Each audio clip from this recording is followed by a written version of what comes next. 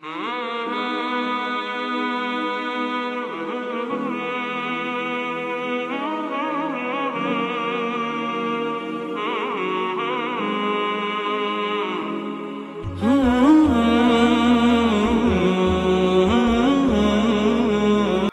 Kota Bontang periode 2023 sampai 2028. Kepada Ustaz, kami persilakan. Apa Ustaz?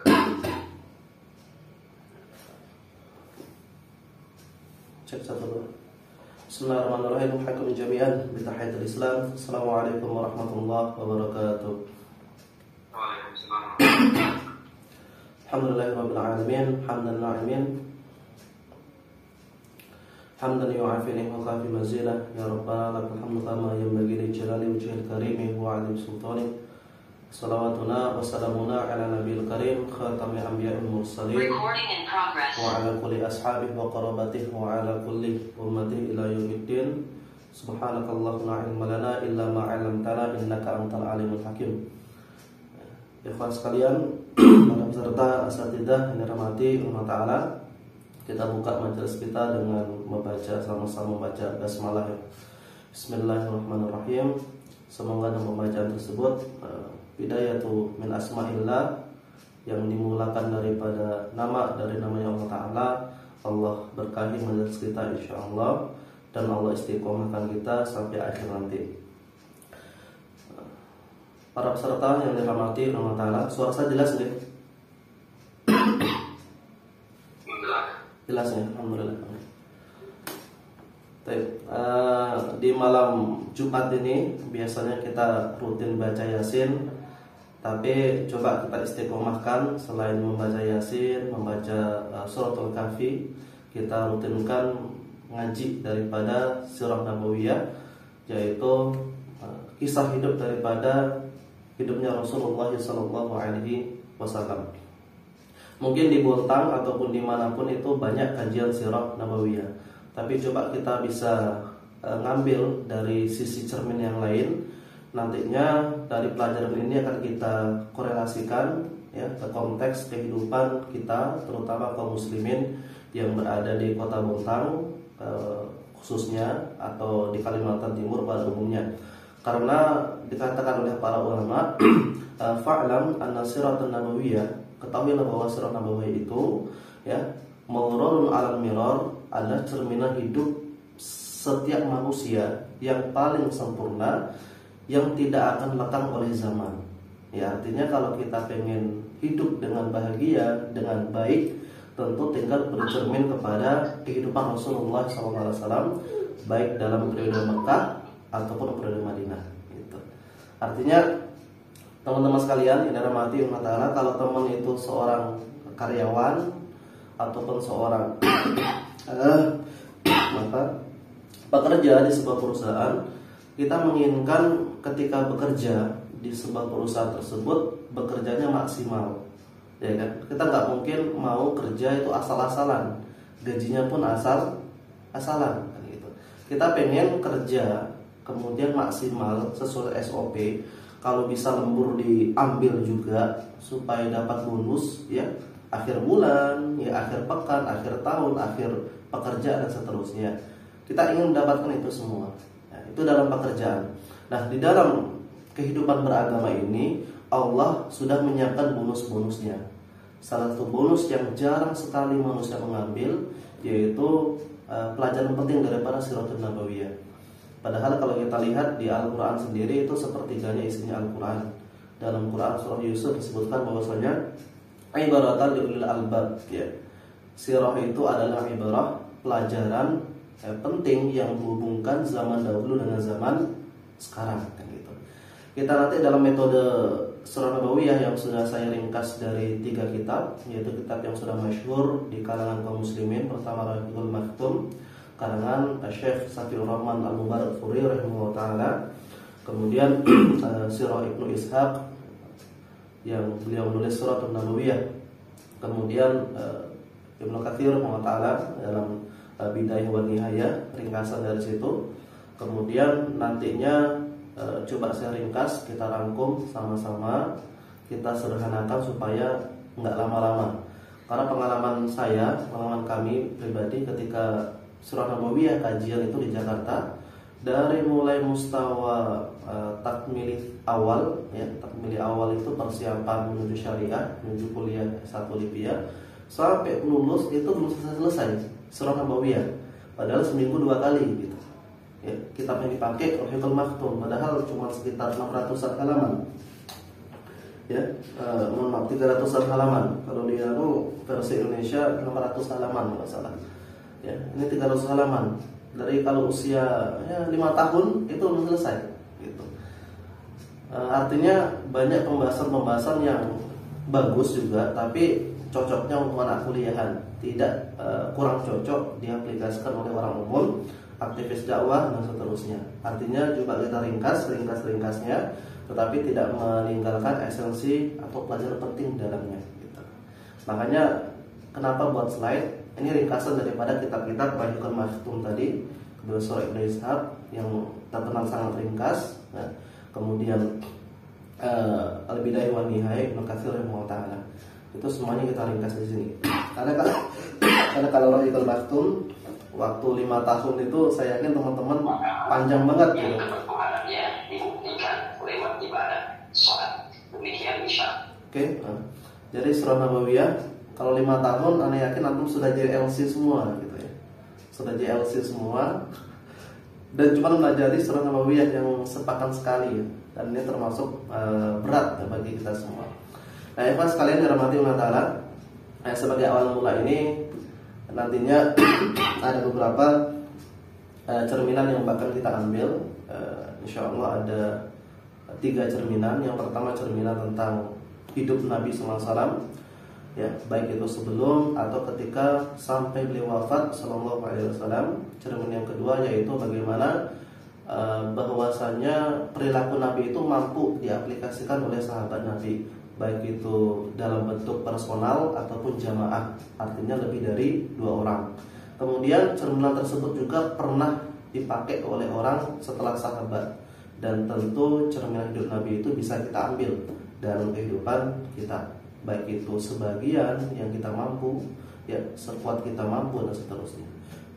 Kita ke slide kedua, bismillah. Teman-teman mungkin bertanya, silakan slide kedua, tentang untuk apa sih kita belajar Sirah Nabawiyah.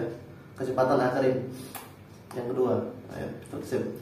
Apa keutamaan mempelajari Sirah Nabawiyah? Sebagaimana sudah saya kemukakan di awal itu, banyak hal. Yang pertama, dalam mempelajari Sirah Nabawiyah itu dapat memahami kepribadian daripada Rasulullah SAW melalui celah kehidupan dan kondisi yang pernah dihadapi oleh Nabi SAW. Ya. Nabi, kalau kita menganggap hidup kita itu berat, ya, sulit, susah, ternyata Nabi SAW pernah melalui periode yang paling sulit sekalipun, yang bahkan itu hanya terjadi di negeri dongeng. Gitu. Antum pernah mengalami masalah misalnya dengan apa? Dengan harta antum. Nabi SAW jangankan dengan harta, sejak kecil itu susah hidupnya, kayak gitu.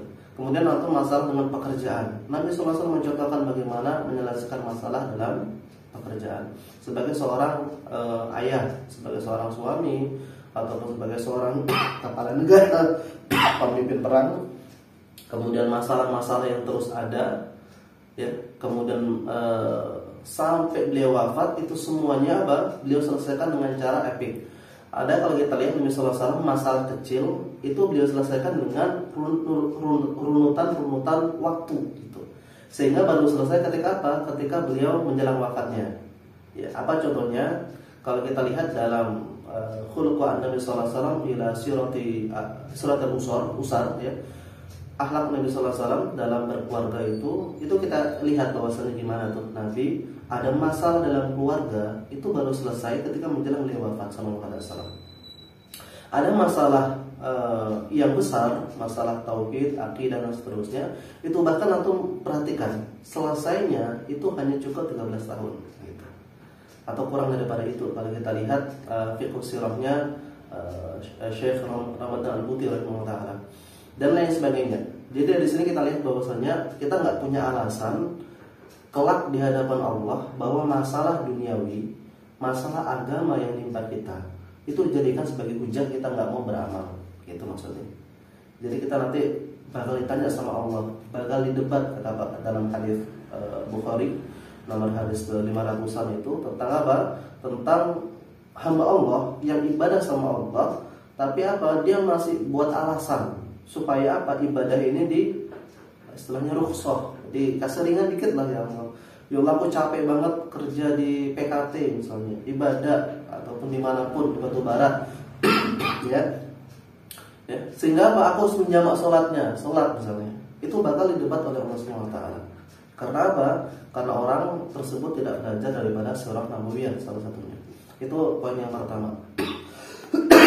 Kemudian poin yang kedua, yaitu supaya manusia mendapatkan gambaran al-mathalul al-a'la atau al-mathalul al-a'la, contoh paripurna, contoh sempurna yang menyangkut seluruh aspek kehidupan yang utama untuk dijadikan undang-undang maupun pedoman kehidupan.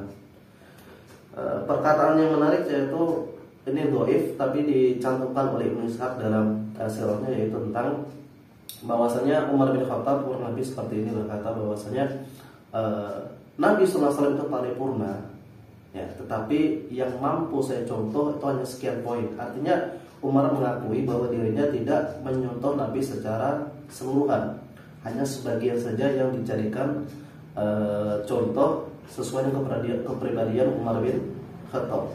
Umar bin Khattab itu keras, sedangkan Nabi itu tidak keras, ya, tidak keras seperti Umar bin Khattab. Tetapi sekeras-kerasnya Umar bin Khattab itu mampu tunduk lembut jatuh di hadapan ayat Allah Subhanahu wa Ta'ala. Dan yang membuat Umar seperti itu hanyalah kefahaman Umar terhadap kepribadian Nabi Shallallahu Alaihi Wasallam. Kemudian poin yang ketiga, di sini ada 8 poin. Poin yang ketiga yaitu dalam mengkaji sirah nabawiyah, manusia mendapatkan sesuatu yang dapat membantunya untuk memahami kitab Allah dan semangat tujuannya. Kenapa bisa seperti itu? Kita lihat perkataan Ibnu Abbas radhiyallahu taala anhuma di dalam Al-Khuluq ila Sirati An-Nabawiyah, akhlak atau sifat-sifat yang diambil daripada karakter Nabi SAW, sebuah buku dasar bagi seorang yang belajar ulumul hadis atau usulul hadis. Apa kata Ibnu Abbas radhiyallahu anhuma? Kata beliau radhiyallahu taala anhuma, kunna nu'allimu as-sirah wa nu'allimu al-maghazi an-nabi sallallahu alaihi wasallam, ya, wa sayarahu kama nu'allimu as-surah minal Qur'an. Kami itu mempelajari sirah nabawiyah, perang-perangnya Nabi, dan prajurit atau kesatuan komandan Nabi SAW yang dikirim ke dalam medan perang, yang seperti kami belajar surah dalam Al-Quran. Kalau kita perhatikan kalimat beliau sangat luar biasa. Yang pertama, kunna nu'allimu al-maghazi. Kami belajar al-maghazi. Maghazi itu kalau dalam pengertian, Anda bisa catat maghazi .2 atau tanda sama dengan, yaitu perang pada zaman Nabi yang diikuti oleh Nabi SAW. Itu al-maghazi.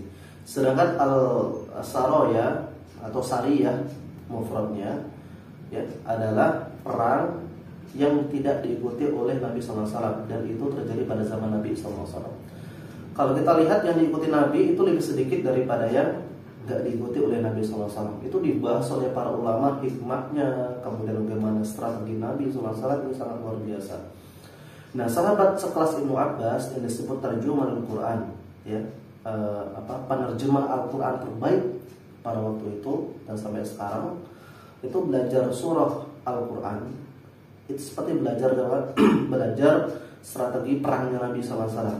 Apakah Nabi yang turun tangan langsung atau lewat komandan perang yang lain? Masya Allah, ya. Nah, kalau kita perhatikan teman-teman sekalian, dalam beberapa ayat Al-Quran, meskipun nggak semuanya, itu kita kenal sebagai asbabul nuzul, sebab-sebab turunnya ayat Al-Quran. Nanti ayat tentang hutang, ayat tentang al-had, ya, tentang hukuman dan seterusnya, itu turun yang berkaitan, sangat berkaitan dengan sirah nabawiyah, ya, masalah bab rajam, kemudian bab hadithul ifk, ya, terfitnahnya ibunda kita Aisyah, ya, dan seterusnya, itu berhubungan dengan sirah nabawiyah. Begitupun dengan apa? Dengan asbabul wurudul hadits, sebab-sebab adanya hadis itu innamal a'malu binniyat, kemudian hadis tentang Jibril dan seterusnya, itu kaitannya dengan Siratul Nabawiyah sangat erat gitu. Begitupun dalam ulumul Quran, kita kenal sebagai naskh mansukh, ya, ayat yang dihapus keberadaannya, teksnya dan hukumnya dihapus dengan ayat yang lain. Ayat yang tidak dihapus ayatnya tetapi hukumnya dihapus, itu semuanya berkaitan dengan Siratul Nabawiyah. Kemudian hikmah yang keempat, melalui kajian Sirah Nabawiyah, seorang muslim itu dapat mengumpulkan sekian banyak thaqafah dan pengetahuan yang benar, baik itu tafsir, hadis dan lainnya. Ini kurang lebih sama seperti tadi. Kemudian yang kelima, diharapkan para pembina dan dai Islam memiliki contoh yang hidup yang menyangkut cara-cara pembinaan dalam dakwah. Pak sekalian, dirahmati Allah Ta'ala, kadang kita dalam periode seorang dai, kita semuanya dai, baik itu sebagai seorang ustaz, karyawan, insinyur, tukang bangunan, tukang cilok, tukang ledeng, tukang kuburan dan seterusnya, semuanya dai dan doa. Ya, kita semuanya adalah dai. Dan seorang dai itu dituntut untuk memiliki sebuah kekuatan yang sangat besar, yaitu apa? Salah satu kekuatan yang besar adalah Sirah Nabawiyah. Spiritnya dari situ. Ya. Kata Syekh Said Hawal yang mengatakan bahwasanya seorang dai itu kalau punya ilmu, hal yang perlu diulang-ulang dan terus ulang-ulang yaitu dua hal. Yang pertama sabar seperti Nabi SAW. Yang kedua keyakinan. Ya. Sabar itu waktunya nggak ada batasnya. Ya. Sabar nggak ada batasnya. Kata orang sekarang kan sabar ada batasnya bos, gitu ya. Sebenarnya sabar dalam Sirah Nabawiyah nggak ada batasnya, gitu. Coba lihat Nabi SAW itu 13 tahun, aku bayangin 13 tahun di Mekah, hasilnya nggak seberapa dibanding apa? Dibanding 13 tahun, bayangin.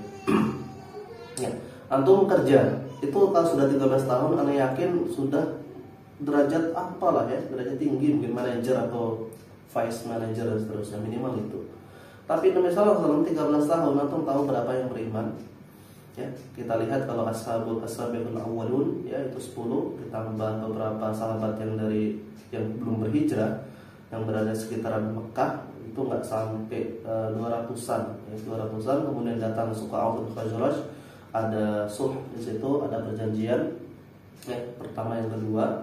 Itu kalau kita hitung itu nggak sampai 900 ya, nggak sampai 800-an dari sahabat yang Islam sebelum Nabi SAW hijrah. 800 selama 13 tahun kurang lebih, insyaallah. Dan itu periode yang sangat sulit oleh Nabi SAW, harta beliau habis, kemudian beliau meninggalkan perniagaan dan seterusnya demi dakwah. Dan ini contoh bagaimana ya Pak sekalian, ketika seseorang itu siap terjun dalam dakwah, maka seharusnya siap untuk habis-habisan, habis waktunya, habis tenaganya, hartanya, bahkan darahnya sekalipun. Kalau kita nggak bisa, itu sebagian aja. Ada contohnya juga, contoh sahabat Nabi yang totalitas siapa? Ya, Umar bin Khattab baru masuk Islam, yang itu langsung ngegas, atau bahasa zaman tabligh ngejos gitu ya. Tapi sampai dikatakan siapa? Ammar bin Yasir atau yang lainnya, kami itu melihat Umar itu seakan-akan nggak ada harapan dapat hidayah.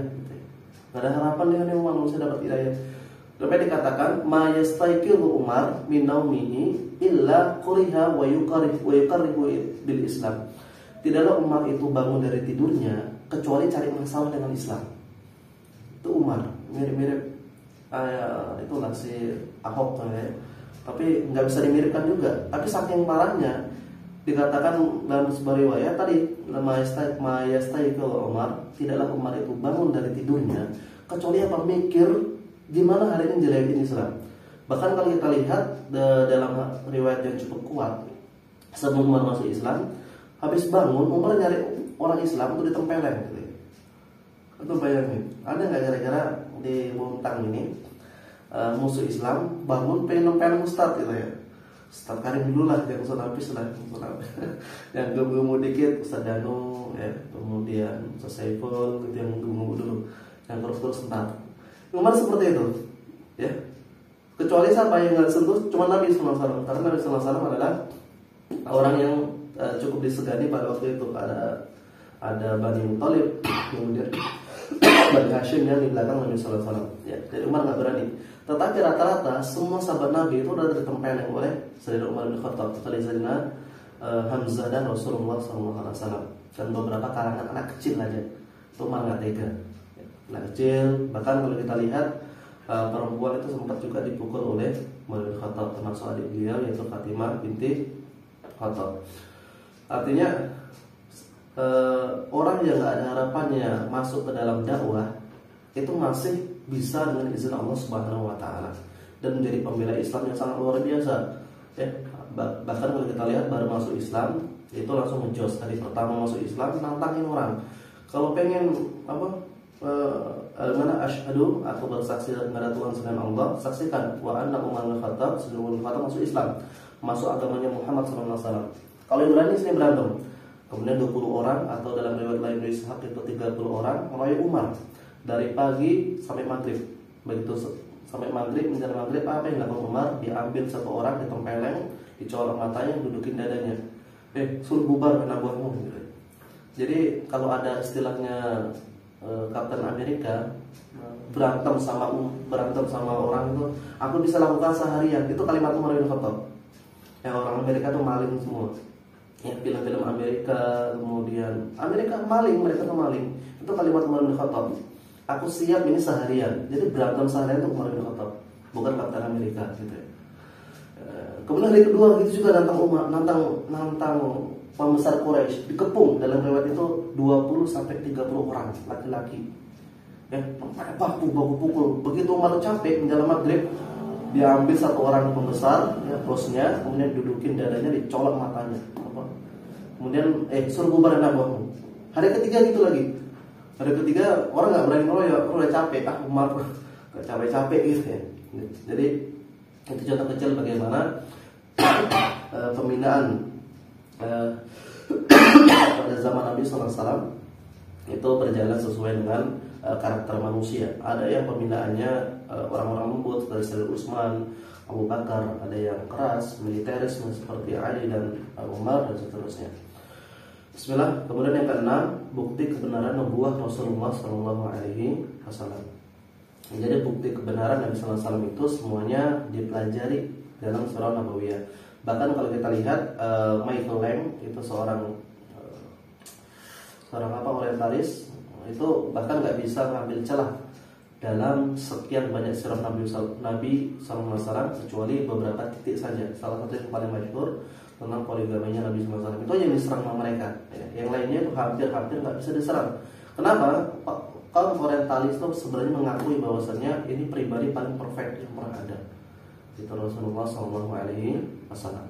Ya, kalau kita baca sesekali sirah Nabi Sallallahu Alaihi Wasallam itu sangat luar biasa. Hampir nggak ada celah. Itu pun adanya celah yang diulang orang orientalis itu sudah dibahas oleh para ulama bantahannya. Artinya itu bukan celah. Kemudian yang ketujuh, mempelajari surah Nabawiyah dapat meningkatkan keimanan, ketakwaan kepada kita. Ya. Al-Quran sudah menegaskan, surah Yusuf, A'udzubillahi minasyaitonir rajim, Alif Lam Ra, tilka ayatul kitabil mubin, inna anzalnahu Qur'anan Arabiyyan la'allakum ta'qilun. Ya, kemudian ayat keempat, nahnu naqussu 'alaika ahsanal qasas bima auhayna ilaika dan seterusnya. Bahwa Al-Quran itu ibaratan li ulil albab. Ibrah itu kalau kita lihat yaitu abiru minasyai' ila syai'. Ibrah itu kalau yang dipakai Al-Quran, ibrah bahasa kita itu ibrah ya. Itu penghubung seperti jembatan namanya abr ya. Ibrah itu yang menghubungkan masa lalu dengan masa kini, dan itu hanya ada dalam surah Nabawiyah. Jadi masa lalu itu erat kaitannya dengan masa sekarang. Jadi bohong banget orang yang mengatakan bahwasannya masa lalu itu nggak ada hubungan dengan sekarang. Sekarang nggak ada hubungan sama masa lalu, itu bohong. Masa lalu itu pasti ada hubungan. Yang erat kaitannya ia akan mengarahkan kehidupan manusia yang kita alami sekarang. Apa contohnya? Contoh kecil lah, orang tua kita yang sudah wafat mungkin atau sudah tua, itu masa lalu. Dan adanya kita dengan izin Allah Ta'ala itu masa sekarang. Tentu ada hubungannya. Begitupun apa yang kita nikmati sekarang, Zoom, HP, Android, itu erat kaitannya dengan masa lalu. Yang kalau kita lihat tahun 90-an itu HP antenanya lebih tinggi daripada tinggi manusia gitu. Sampai ada inovasi-inovasi dan seterusnya, terjadilah HP Android ya, dan seterusnya. Itu cerita kecil bagaimana Sirah Nabawiyah itu memiliki hubungan ya, antara masa lalu dan masa sekarang, dan meningkatkan keimanan dan ketakwaan seseorang. Al-Imam Az-Zuhri rahimahullah mengatakan bahwasanya dalam Sadul Khatir, Ibnu Jauzi rahimahullah mengatakan bahwasanya wa ma kunna nashtahilu as-sirah, dan tidaklah kami itu menyibukkan diri ini dalam sirah Nabawiyah, kehidupan Nabi SAW, kecuali bertambah takwa dan iman kami. Kenapa? Karena seberat-beratnya perjuangan, kata beliau dalam Sadul Khatir, seberat-berat perjuangan itu tidak akan pernah menyamai berat perjuangan selevel Nabi SAW. Ya. Kemudian segelap-gelapnya malam, yaitu pasti akan kami temui bahwa cahaya itu akan kami dapati. Artinya optimisme tetap hidup, dan itulah yang menambahkan iman dan ketakwaan dalam diri kami. Sehingga kata beliau bahwasanya betapa banyak dari sahabat Nabi itu, betapa banyak dari sahabat Nabi itu yang mereka hidup, tidaklah mereka hidup kecuali menjadi penerang. Ini kadernya Nabi SAW. Dan kami mendapati bahwasanya orang yang, kata beliau, orang yang belajar Sirah Nabawiyah itu akan terus bertambah keimanan dan ketakwaan kepada Allah Azza wa Jalla. Bahkan kalau kita lihat riwayat Ibnu Uyainah rahimahullah, kalau saya malas lagi futur nih, futur itu apa bahasa kita ya? Kalau fa, to, ro artinya sarapan, buka puasa, futur. Tapi kalau fa, ta, ro artinya lagi malas, fatrun an syai, yaitu artinya ngedrop. Ngedrop itu bukan batu kayak saya, enggak. Ngedrop futur itu maksudnya mau apa-apa malas, mau sholat malas, mau tidur, mau tahajud malas, dan seterusnya itu futur. Ya. Kemudian apa yang dilakukan oleh Al-Imam Sufyan bin Uyainah rahimahullah itu, gurunya Imam Syafi'i rahimahullah, adalah membaca Sirah Nabawiyah. Jadi langsung ngejos semangat gitu. Kita kan semangatnya apa ya? Nonton, ya tidur, ya kemudian mager, enggak. Yang dilakukan oleh para ulama itu membaca Siratul Nabawi, membaca sirah kehidupan sahabat Nabi SAW. Kemudian yang ke-8, yang terakhir, kalau ada lebih dari ini keutamaan, kami persilahkan teman-teman sekalian, yaitu mempelajari Sirah Nabawiyah adalah cerminan kehidupan manusia secara utuh dan paripurna, yang tentunya dapat diterapkan lintas zaman. Maka bisa kita lihat bahwasanya kalau orang itu baru hijrah dalam usia tua, maka sahabat Nabi pun ada yang dikader oleh Nabi SAW dalam usia tua. Kalau seorang mulai bangkit dalam usia muda, sahabat Nabi pun kebanyakan dikader dalam usia muda, yaitu kurang daripada 40 tahun. Oke, next. Kita lihat ini peta bangsa Arab zaman dulu. Nanti antum bakal ada lihat korelasinya dengan apa dakwahnya Nabi SAW. Kenapa sih Nabi SAW itu sebelum ke Yathrib mentok dulu ke Habasyah, nyeberangi Laut Merah itu, bayangin, ke Ethiopia. Kemudian Nabi SAW sempat berangkat ke Taif. Nah, kemudian dalam riwayat lain nanti ada Sariyah yang dikirim ke wilayah Najran, kemudian daerah Hizwa yang sekarang daerah Uni Emirat atau daerah Oman itu, ya itu dikirim nanti. Ya, itu kenapa sih? Itu erat kaitannya dengan apa? Peta bangsa Arab. Nah, teman-teman sekalian dalam hati katalah, ini kelihatan ya petanya, mohon maaf. Yang disamakan Jaziratul Arab, yaitu jazirah atau bangsa Arab ini para putih, kecuali wilayah Afrika ini, sampai perbatasan Filistin. Ya, ini Gaza sebelah kanan. Kemudian Gaza atas merah itu masih perdebatan antara para ulama. Wilayah yang sekarang namanya Suriah atau sebagian masuk ke Palestina itu apakah wilayah bangsa Arab atau bukan gitu.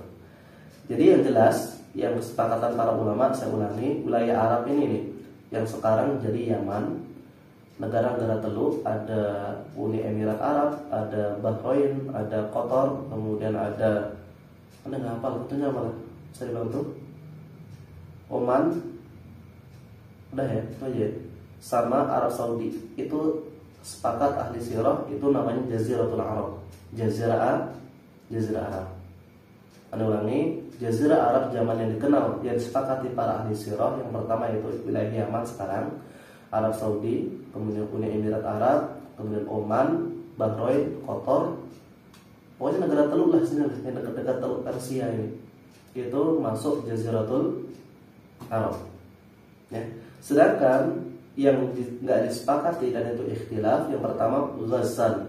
Ghassan ini nanti bangsa yang unik nih, bangsa satu-satunya bangsa Arab yang pertama kali mengalahkan Imperium Persia itu bangsa Ghassan.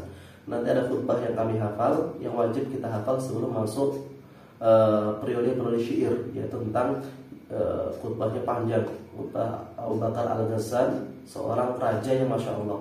Jadi kisahnya unik. Anda ceritakan, boleh ya, bentar dikit ya.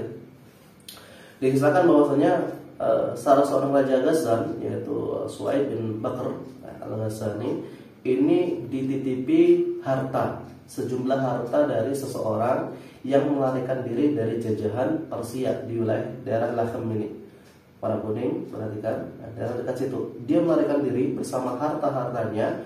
Kemudian apa? Dititipkan kepada Raja Ghassan. Raja Ghassan, Raja Arab, namanya Su'aib bin Abu Bakar atau dengan Abu Bakar Al-Ghassani. Ya. Ketika harta tersebut dititipkan, dia katakan bahwasanya jangan berikan harta ini kepada siapapun kecuali apa? Kecuali aku. Gitu. Kemudian orangnya langsung pergi, lari ke daerah Afrika sana, atau dalam riwayat lain dia lari ke wilayah Syam, ya, di daerah yang kita kenal sebagai Juham. Ya. Di daerah Juham ini atau Judam ini, ya, dia selama sekian bulan itu nggak kembali. Kemudian datanglah utusan Persia, itu apa? Menuntut untuk mengambil harta kepada Su'aib bin Abu Bakar Al-Ghassani ini, gubernur wilayah Ghassan ini, wilayah Syam. Kemudian apa katanya? Demi Allah, ya, demi Allah, demi Tuhan, aku tidak akan memberikan harta ini kecuali kepada siapa? Kecuali kepada pemiliknya. Ini orang Arab ini amanahnya luar biasa. Seburuk-buruknya orang Arab itu amanah. Insyaallah. Orang Arab jahiliyah itu, mereka jahiliyah bukan karena apa? Karena kebodohan mereka menyembah Tuhan selain Allah. Tapi mengenai kejujuran, kemudian amanah, mereka dikenal sebagai bangsa yang paling jujur dan bangsa paling amanah. Gara-gara itu, teman tahu apa enggak? Utusan Persia ini menantang, kalau kamu nggak berikan harta itu, kami akan serang dengan prajurit yang awalnya di gerbang pintu desa Ghassan, kemudian ujungnya di ibu kota Persia yaitu Madain. Nggak gentar Raja Ghassan, nggak gentar. Nah, dalam perang itu, perang jahiliyah yang terjadi 2 tahun sebelum Nabi Sallallahu sekitar 20 tahun sebelum Nabi Sallallahu Alaihi Wasallam dilahirkan, ya, pada tahun gajah itu, sebanyak hampir 10.000 pasukan atau lebih pasukan Persia, imperium terkuat waktu itu, besar kita ya kayak Rusia itulah, prajurit dengan perlengkapan paling lengkap, ya, imperium paling kuat waktu itu selain Romawi, menyerbu Ghassan. Dan Su'aib bin Abu Bakar ini melantunkan khutbah yang sangat luar biasa. Apa khutbahnya? Panjang, karena ringkas. Ya Ahla Bakar, inna yunji la yunji min qadar, wa inna sabar yunji min qadar. Wahai Ahli Bakar, ya, bahwa sesungguhnya seseorang itu akan ditetapkan mati pada tempatnya. Lebih baik mati, ya, dengan tombak tertancap di dhofar sini, di leher, daripada tombak tertancap di punggung. Kalau orang tertancap pedang atau tombak di sini, berarti dia sedang menghadapi musuh. Sedangkan kalau dia tertancap tombak di belakang, berarti sedang melarikan diri. Kalau tahu dengan kekuatan kurang dari 1.000 prajurit, maka bisa mengalahkan Persia. Maka jadilah banyak syair dalam peristiwa itu menulis sejarah bangsa Arab pertama kali mengalahkan Imperium Persia, dan banyak syair-syair pujian yang dikandung di Ka'bah dalam peristiwa menangnya orang Arab terhadap Persia. Ya, itu salah satu alasan dari sekian banyak alasan kenapa bangsa Persia, Sasanid atau warna hijau itu, sama yang atas itu wilayah Romawi, atas yang Ghassan itu nggak mau menyerang Arab. Yang pertama tadi wilayah Tandus, padahal terbuka nih, wilayah paling terbuka.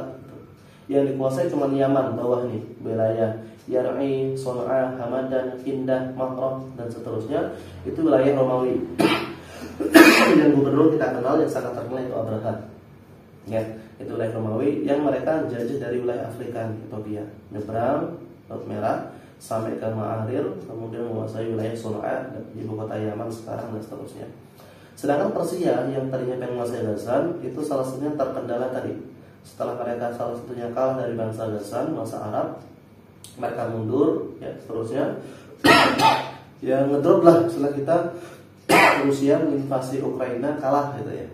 Mungkin bakal jadi headline news ya setaro dunia gitu. Dan ini terjadi. Headline news zaman itu yaitu pertama khutbahnya Utsai bin Abu Bakar tadi Al-Ghassan, sama syair-syair yang cukup panjang yang mengenang kepahlawanan bangsa Arab mengalahkan tentara Sasan atau tentara Persia. Itu contoh kecil. Nah, saya ulangi bahwasanya sedangkan ulama ikhtilaf di mana daerah namanya Jaziratul Arabiyah, tadi warna kalau perhatikan di peta warna merah sama warna kuning itu masih ikhtilaf di antara para ahli sejarah apakah itu Jazirah Arab atau bukan gitu. Sedangkan warna putih tadi selain wilayah Afrika itu para ulama sepakat itu adalah wilayah Jaziratul Arab. Sedangkan yang dinamakan Hijaz itu adalah wilayah sebagian Arab Saudi sekarang gitu. Ya, nanti secara Hijaz kenapa namanya Hajazun ada pembahasan tersendiri gitu. Lanjut, waktunya mau habis jam 10. Masih ada waktu ya, Karim? Masih. Bismillah. Pembagian bangsa Arab. Yang pertama Arab Ba'idah, yaitu bangsa Arab tempo dahulu yang gak memungkinkan dilacak lagi keberadaannya karena punah. Di antaranya adalah bangsa Ad, bangsa Thamud, bangsa Tasem, Judais, dan Imlak. Apa bangsa Ad? Kamu sudah tahu, kaum yang diutus Nabiullah Hud alaihissalam, ya, kaum Samud. Jadi kalau kita lihat dari 25 Nabi dan Rasul, Allah lebih suap, sebagian ulama itu mengatakan yang bangsa Arab itu cuma 5. Satu Nabiullah Hud, Nabiullah Soleh, kemudian Nabiullah Ismail alaihissalam, kemudian Nabiullah Muhammad SAW, dan satu Nabi yang itu dikatakan adalah bapak moyang bangsa itu Nabi Adam alaihissalam tentunya. Ya. Jadi para ulama di antara 25 Nabi dan Rasul itu yang bangsa Arab cuma 5 tadi. Ya, lainnya Allah Ibrahim alaihissalam itu Babilonia, Nabi Musa itu orang Kipt, orang Bani Israel, kemudian Nabi Harun sama Zakaria dan Nabi Israel. Artinya bangsa Arab cuma 5 di antara 25 Nabi dan Rasul. Bangsa Ad, Thamud, Tasam itu bangsa yang dimusnahkan. Wallahu a'lam bishawab. Sebagian ulama mengatakan bangsa yang diceritakan dalam Al-Quran, surah Al-Hud tentang Ashabul Ras, ya, tentang orang yang suka fanatisme. Ya.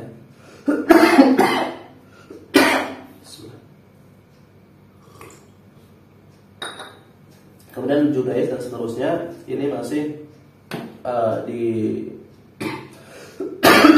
disebut qala wakilah. Riwayatnya cukup lemah, yaitu bangsa yang kalah dari perang laut, wilayah Yaman, ya, kemudian wilayah seterusnya. Kalau Anda perhatikan kaum Ad, kaum Thamud, Tasem dan seterusnya itu bangsa yang sekitaran hidupnya di mana Anda perhatikan? Di wilayah yang disebut sebagai bangsa Yaman. Ini adalah Yaman. Bangsa Imlak ini dikatakan bangsa yang menyertai pasukan Bilqis Nabi Suwab yang jadi istrinya Nabiullah Sulaiman alaihissalam. Nabi Suwab. Kemudian nanti terjadi pada tahun keberapa? 700-an atau 500-an sebelum Masehi, nanti terjadinya Nebukadnezar yang dari Babilonia itu menyerang Sulaiman, menyerang kerajaan Sulaiman yang sudah wafat, kemudian diserang. Nah, bangsa Imlak inilah yang mempertahankan wilayah Babilonia, kemudian hancur, kalah, dan terjadilah peristiwa pembantaian di Babilonia. Kemudian dikubur bangsa Israel, dijadikan budak, dibawa ke Irak dan seterusnya. Kemudian diwafatkan seorang nabi yang dikatakan sebagai Nabi Hezkiel yang disebutkan dalam Al-Quran, dalam Taurat dan kharaju min diyarihim ghulufun halal maut dan seterusnya, ya. Sampai Allah mengutus Nabiullah Ilyas atau Ilyasa dan seterusnya untuk menolong Bani Israel. Mereka kembali lagi ke nantinya ke negeri mereka, yaitu ke Filistin, terusir lagi dan seterusnya. Jadi bangsa Imlak inilah salah satu bangsa yang hijrah ke wilayah Syam untuk membantu Sulaiman alaihissalam, karena ratu mereka dijadikan sebagai sebagai istri daripada Nabiullah Sulaiman alaihissalam. Tapi bangsa ini nggak bisa dilacak lagi karena sudah punah. Ya, punahnya kemungkinan tadi dihabiskan oleh Nebukadnezar, atau kita kenal film itu film Matrix ya, ini buat Hollywood itu. Ya, itu mereka mempertahankan Syam, kemudian habis di situ bangsanya. Kemudian ada bangsa Al-Arab wal Aribah, yaitu bangsa yang kita istilah ahli sirah menyebut Qahtan. Qahtan itu yaitu keturunan dari Ya'rub bin Yasjub bin Qahtan, yaitu anak dari Nabiullah Hud alaihissalam. Nabi Hud dalam riwayat Bani Israel disebutkan dalam sirah para ulama, tetapi nggak diiyakan kebenarannya, nggak dipungkiri juga. Ya, adalah anak daripada Nabi Hud alaihissalam, nabi dari bangsa Arab yang meninggalkan daerah Yaman dan sebagian wilayah Teluk sebelum mereka berimigrasi ke Hijaz dan Sam. Bangsa Aribah nanti Qahtaniyah ini adalah bangsa yang sebagian selamat daripada azab yang Allah turunkan kepada kaum Ad, ya, yang menyembah berhala, kemudian menyerang Nabi Hud dan seterusnya. Kemudian ada bangsa Arab Musta'ribah atau kita kenal sebagai Adnaniyah. Adnan ini adalah cucu daripada Nabiullah Ismail alaihissalam. Ya, Nabi Suwab. Yang dikatakan Musta'ribah itu tambahan dari kalimat Aribah. Aribah ditambahin alif, sin, sama ta, artinya Arab kearapan gitu. Jadi kayak saya ngomong bahasa Arab, ya. Kemudian meskipun saya nggak lahir di Arab, orang tua saya bukan Arab, saya namanya secara lughah, secara bahasa namanya anta Arab Musta'ribah. Kamu Arab kearab-arapan. Gitu. Karena bisa ngomong bahasa Arab. Karena yang dikenal dalam istilah lughah, istilah bahasa itu orang Indonesia atau Ajam yang mereka bukan orang Arab tapi bisa bahasa Arab, namanya dia saudara kami orang Arab. Kami sebut sebagai Musta'ribah, itu orang yang Arab-Araban. Kayak Akarim wajahnya Arab, masya Allah, Arab mandi. Maka ada tiga. Kalau kita perhatikan nanti Nabi SAW itu Arab Musta'ribah atau Adnaniyah. Lanjut, kita jelaskan sedikit. Bangsa Arab Baidah, bangsa Arab generasi awal sebelum Allah memusnahkan mereka karena diazab atau perang, hanya ada ketinggalan ya, karena perang, karena azab atau karena mempertahankan negaranya atau karena perang. Tadi saya sebutkan kaum Ad, kaum Thamud, ya, Taslik dan seterusnya, mereka yang habis ataupun wafat karena sebab azab atau perang. Lanjut, Arab Aribah Qahtaniyah. Di sini ada sedikit penjelasan apa itu, kenapa disebut Arab Qahtaniyah. Aribah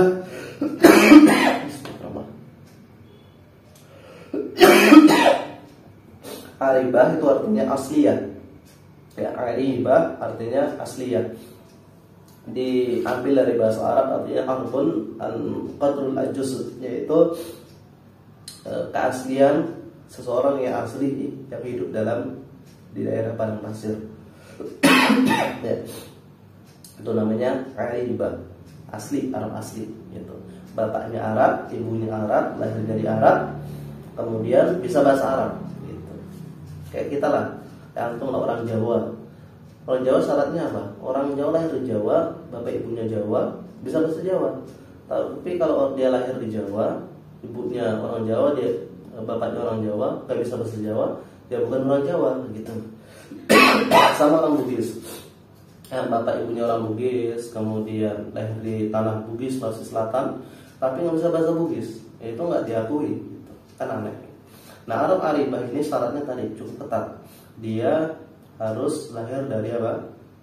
Bapak ibu Arab, lahirnya di Arab, di tanah Arab, Jazirah Arab tadi.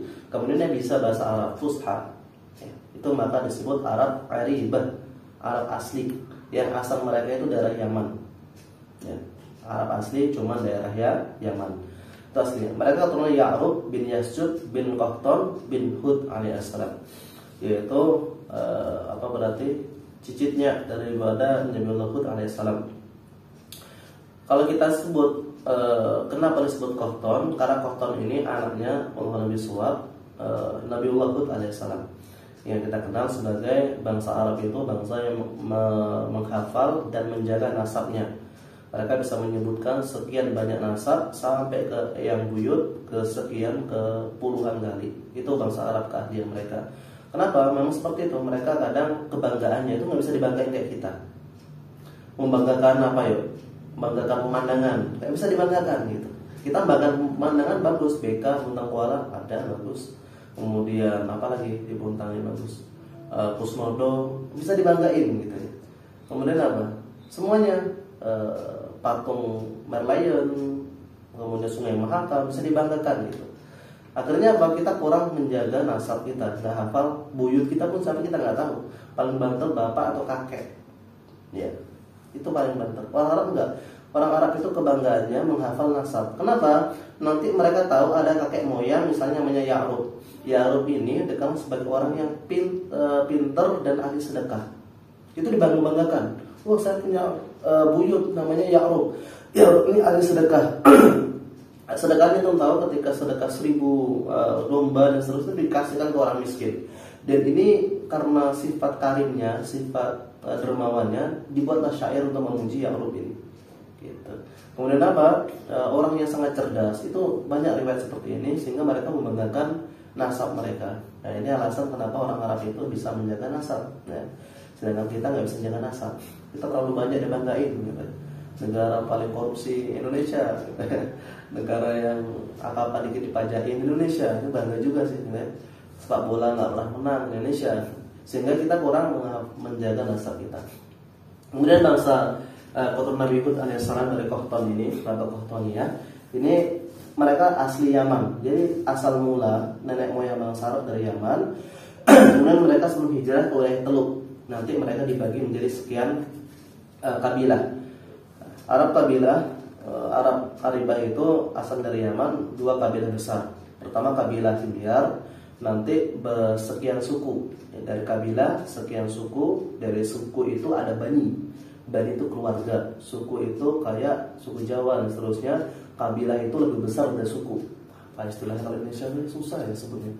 Kayak Pulau Jawa itu ada suku Jawa, Jawa Tengah, Jawa Timur, Sunda, Sumatera, ada Melayu, ada Aceh, kemudian Batak, kemudian Lampung dan seterusnya. Itu kayak kabilah sebutannya. Jadi istilahnya kabilah paling besar namanya Himyar sama Kahlan. Himyar ini ya nanti punya suku ini punya Bani. Enggak bingung. Ya. Jadi dari kabilah Bani baru kabilah suku sama Bani. Paham ya? Kemudian kabilah Himyar ini paling besar yaitu kabilah Zaid al-Jumhur. Kemudian kabilah Qura'ah. Kemudian kabilah Sakasid. Singkat saja di sini sebutkan bahwasanya kabilah Zaid al-Jumhur ini kabilah yang dikenal istilah kita kabilahnya Sambo lah, mohon maaf ya. Kabilah tukang bantai. Ya. Kabilah yang dikenal sebagai kalau istilah orang Arab itu tukang jagal. Jangankan di perang, masa kondisi damai itu yang menyulut perang itu kabilah ini.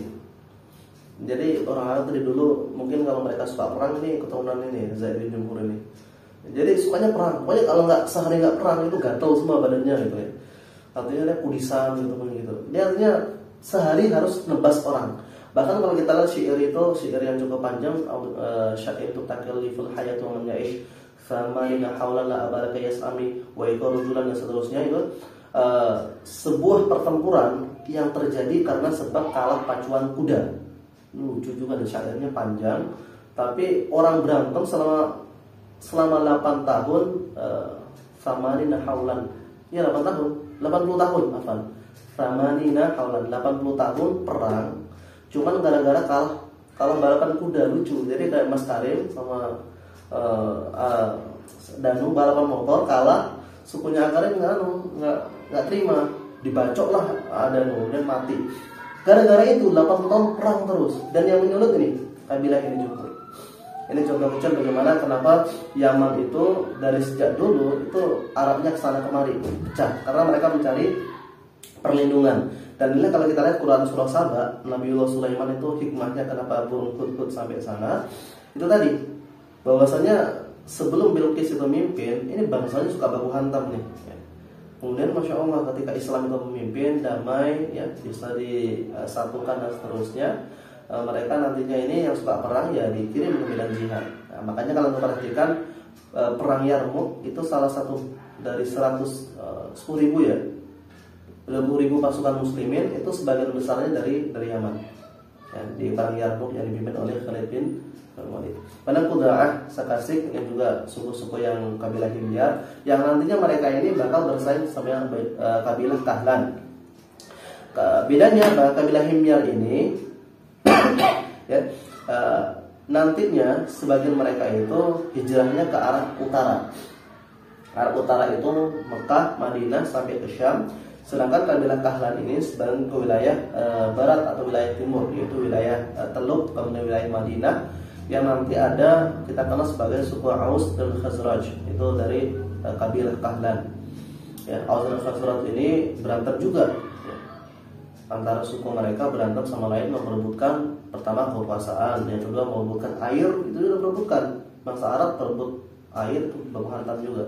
Kemudian merebut wilayah, pengaruh, bahkan rebutan perempuan pun terjadi pada masa itu. Dan ini ya, Arab Aribah atau Qahtaniyah. Lanjut. Bismillah, Arab Musta'ribah atau Arab Harapan, Arab konversi, yaitu Arab Adenaliyah.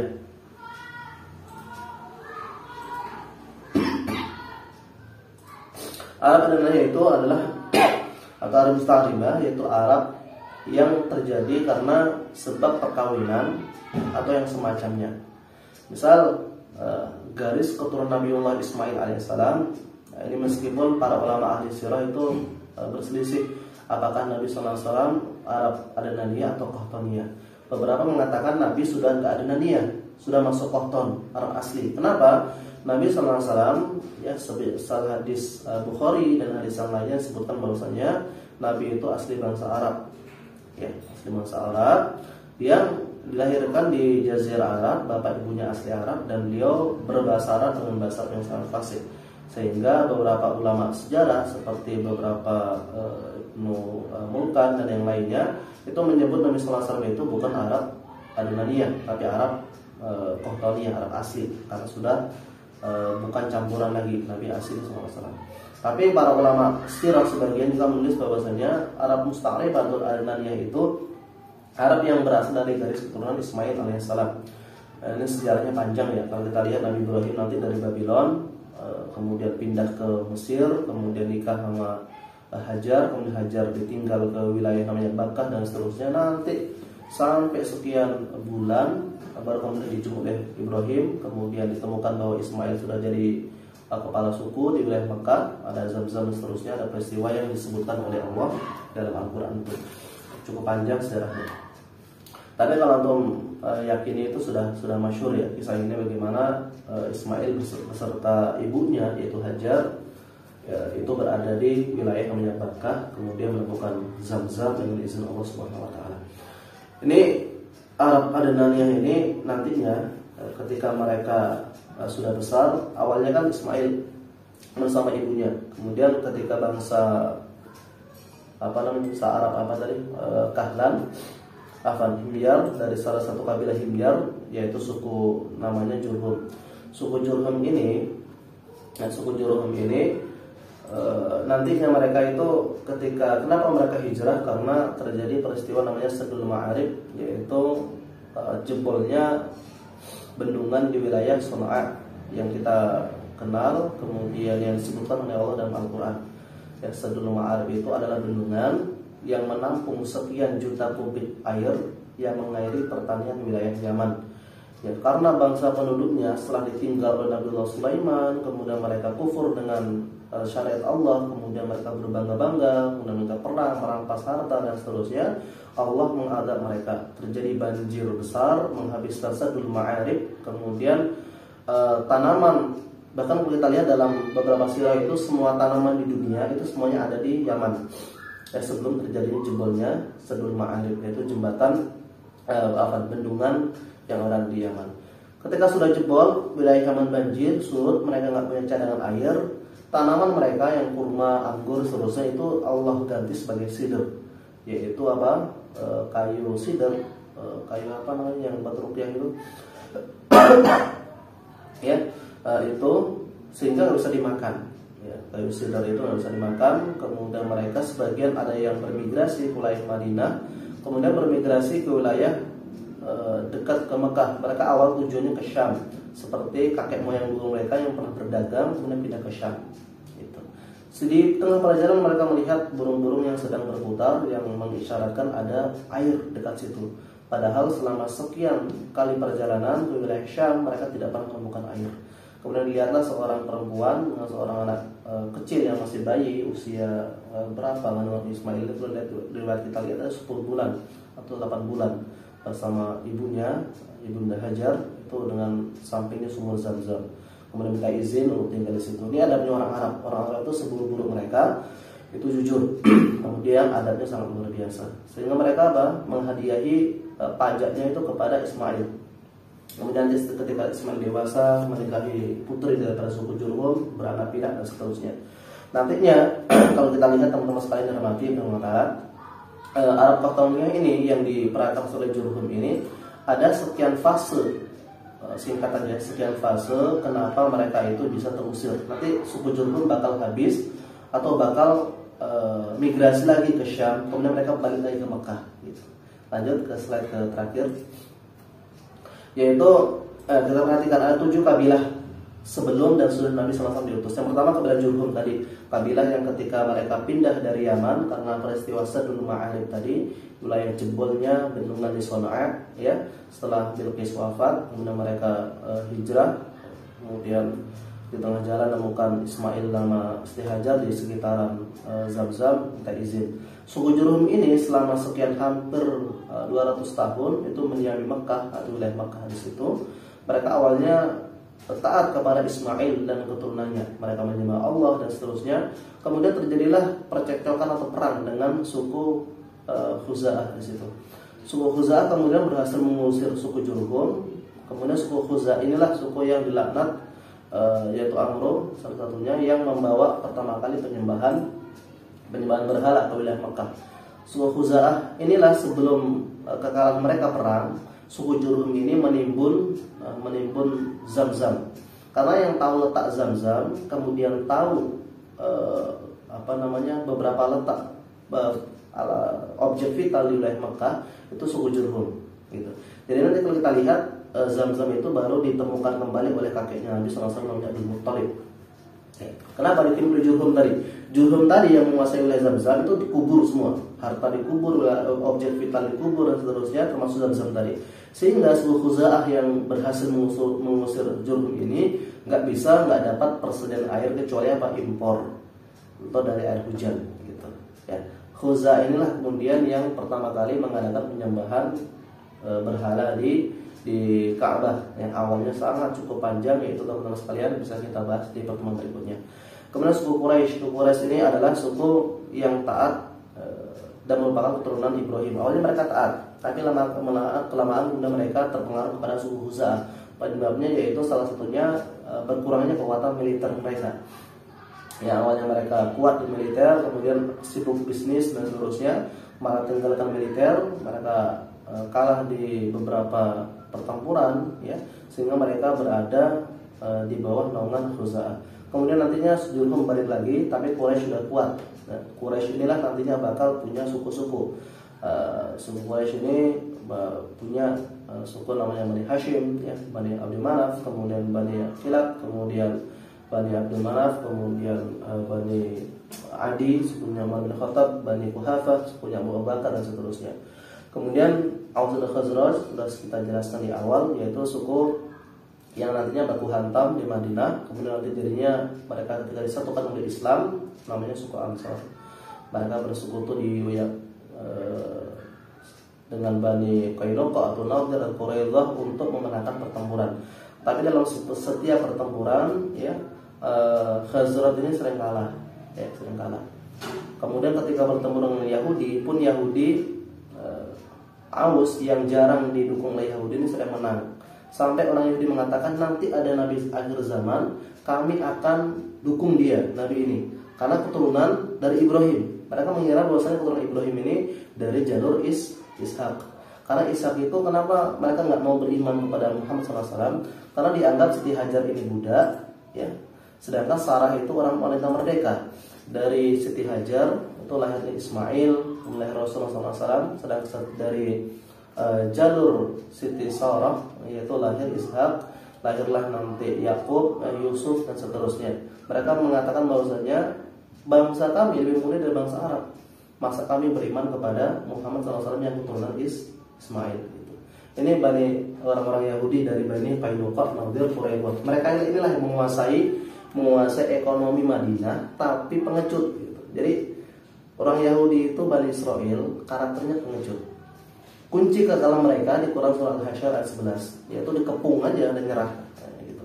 Jadi dikepung cuma sebulan mereka langsung nyerah. Jadi kalau pengen mengalahkan Israel di Palestina ya dikepung aja bangsa Arab, Indonesia ngepung mereka, biarin setahun mati ya, langsung nyerah. Jadi Bani Israel ini nantinya mereka sering kalah perang karena mereka cuma ahli di ekonomi, kemudian sering kalah di perang. Mereka mengatakan seperti tadi bahwasanya nanti ada bangsa akhir zaman yang kami bakal beriman kepada Nabi akhir zaman ini. Kami akan menangkan setiap pertempuran, kalian akan kalah. Ternyata ketika Nabi datang hijrah ke Madinah, nantinya mereka melihat bahwasanya memang Nabi, tapi kata mereka karena keturunan Ismail kami tidak jadi beriman. Kemudian Bani Qainuqa ini karakter khasnya yaitu penguasa wilayah Madinah yang kompeten ke bidang perdagangan, terutama simpan pinjol gitu ya. Itu Bani Qainuqa. Ini kalau istilahnya kalau sekarang ada 9 naga di Indonesia, zaman di Madinah itu zaman Rasul SAW ada 3 naga, yaitu Bani Qainuqa, Bani Nadir, Quraidah. Ini penguasa atau bahasa kita konglomerat yang menguasai Madinah. Kalau Indonesia dikuasai di bawah naungan 9 naga, katanya mereka yang menguasai gitu ya. Di Madinah yang menguasai 3 orang ini. Qainuqa ini simpan pinjam. Bani Nadir ini bangsa yang fokus ke perdagangan, misal ke wilayah Syam, ya kain, kemudian barang ekspor, impor yang Nadir. Quraidah ini yang punya lahan pertanian di wilayah Madinah. Sebagian sahabat Nabi itu jadi karyawan, tapi bukan karyawan PKT, karyawan Bani Quraidah, kerja di kebun kurma, kebun delima dan seterusnya. Ini Bani Quraidah yang menguasai wilayah pertanian dan peternakan di Madinah. Jadi hampir sekian ribu kambing, unta, kuda itu punya Quraidah. Bahkan kalau kita perhatikan di perang Badar nantinya itu ada beberapa kuda yang dibeli dari Bani Yahudi ini, yaitu Quraidah. Allah Bismillah. Ada kembalikan ke MC. Jazakallahu khairan. Alhamdulillah baru 1 jam semuanya. Bagusnya sirah itu sekali pertemuan 2 jam supaya cepat jadi LC. Ya, Assalamualaikum warahmatullahi wabarakatuh. Ya, Nabi atas semua orang yang luar biasa masih awal-awal saja Alhamdulillah, barangkali dari apa yang disampaikan Ustaz Nafis, barangkali yang masih kurang jelas dan ingin ditanyakan, silakan untuk bertanya hadirin semuanya.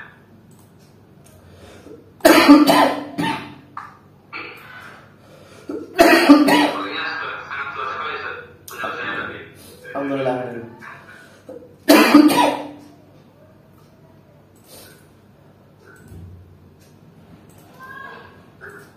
Silakan Bapak Ibu, barangkali ada yang tanyakan. Kalau tidak ada, dicukupkan saja untuk pertemuan kali ini. Baik, Bapak Ibu semuanya, demikian apa yang disampaikan Ustaz Nafis. Insya Allah akan dilanjutkan untuk di pertemuan pekan depan. Untuk mengakhiri kegiatan kita pada malam hari ini, mari kita tutup dengan doa kafaratul majelis.